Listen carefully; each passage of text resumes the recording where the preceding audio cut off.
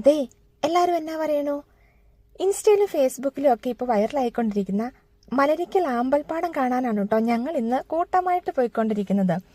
ശരിക്കും പറഞ്ഞു കഴിഞ്ഞാൽ വള്ളത്തെ കയറിയതിന്റെ നല്ല പേടിയൊക്കെ ഉണ്ട്. പപ്പ ഇരിക്കുന്നത് കണ്ടോ, പപ്പേനെ ഏറ്റവും ഫ്രണ്ടിൽ കൊണ്ടിരുത്തിയിട്ട് ഈ സംഭവം ഇച്ചിരി ഇങ്ങനെ ആടുമ്പം എല്ലാവർക്കും കുറച്ച് പേടിയൊക്കെ ആവും കേട്ടോ. എനിക്കെന്നാണോ വലിയ പേടിയൊന്നും ഇല്ലായിരുന്നു. ഇത് കാണാൻ പോകുന്നതിന്റെ ഒരു ത്രില്ലിലാണോ എന്നും അറിയത്തില്ല. ഇത് കണ്ടോ എന്ത് ഭംഗിയാന്ന് നോക്കിക്കേ. ആക്ച്വലി ഞങ്ങൾ ചെന്നപ്പോൾ ഇച്ചിരി ലേറ്റ് ആയിപ്പോയി. ശരിക്കും ഇത് കാണാൻ വരുന്നവര് വെളുപ്പിന് 6 മണിക്കും 10 മണിക്കും ഇടയ്ക്കുള്ള സമയത്ത് വരണം എന്നാണ് കേട്ടോ ഇവിടെയുള്ളവർ പറയണത്. ആ സമയത്ത് ഇത് നന്നായിട്ട് വിടർന്ന് നിൽക്കും. ഒരു 10 മണിയൊക്കെ ആയി കഴിയുമ്പോഴത്തേക്കും, വെയിലൊക്കെ തുടങ്ങി കഴിയുമ്പോഴത്തേക്കും ഇത് കൂമ്പി പോകും കേട്ടോ.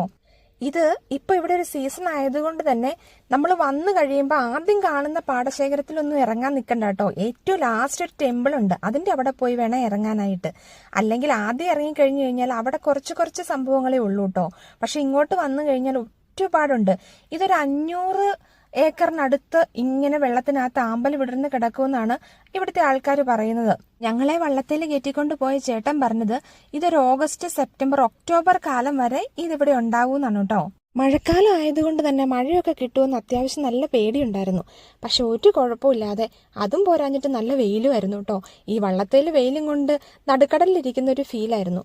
എന്നായാലും എല്ലാവരും നന്നായിട്ട് എൻജോയ് ചെയ്തു. പിള്ളേർ ഹാപ്പി, ഞങ്ങൾ ഹാപ്പി.